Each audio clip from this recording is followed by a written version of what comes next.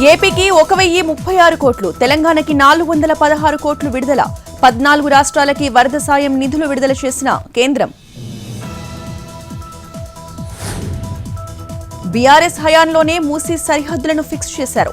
నిర్వాసితులను ఒప్పించే తరలిస్తామన్న మంత్రి శ్రీధర్ బాబు. ప్రక్షాళనపై రాద్ధాంతం చేస్తున్నారంటూ ఆగ్రహం.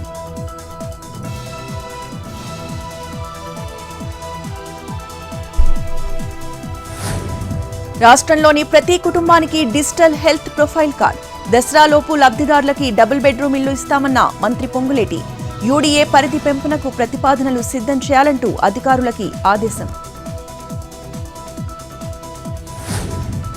స్టీల్ ప్లాంట్లో ఏ ఒక్క కార్మికుణ్ణి తొలగించడానికి వీల్లేదు. కూటమి ప్రభుత్వం హామీలు నెరవేర్చాలని బొత్స డిమాండ్.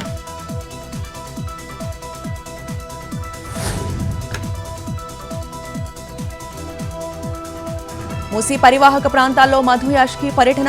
స్థానికులతో మాట్లాడిన కాంగ్రెస్ సీనియర్ నేత.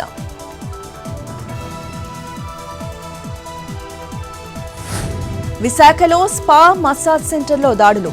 200 మంది పోలీసులు ఏకకాలంలో తనిఖీలు. నిబంధనలకు విరుద్ధంగా నిర్వహిస్తున్న సెంటర్లపై చర్యలు.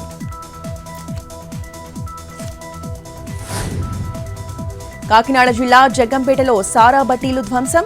తయారీకి పాల్పడుతున్న వ్యక్తిని అదుపులోకి తీసుకున్న పోలీసులు.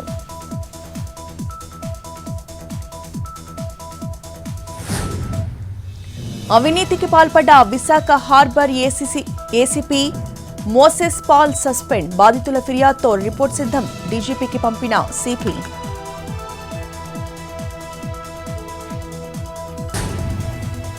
హైదరాబాద్లో దంచి కొట్టిన వర్షం. రోడ్లపై నిలిచిన నీరు. పలుచోట్ల భారీగా ట్రాఫిక్ జామ్.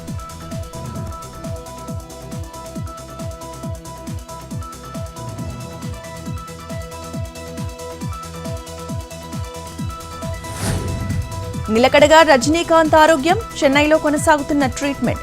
పొత్తి కడుపు కింది భాగంలో స్టెంట్ వేసిన డాక్టర్లు. 2-3 రోజుల్లో డిశ్చార్జ్ అయ్యే అవకాశం.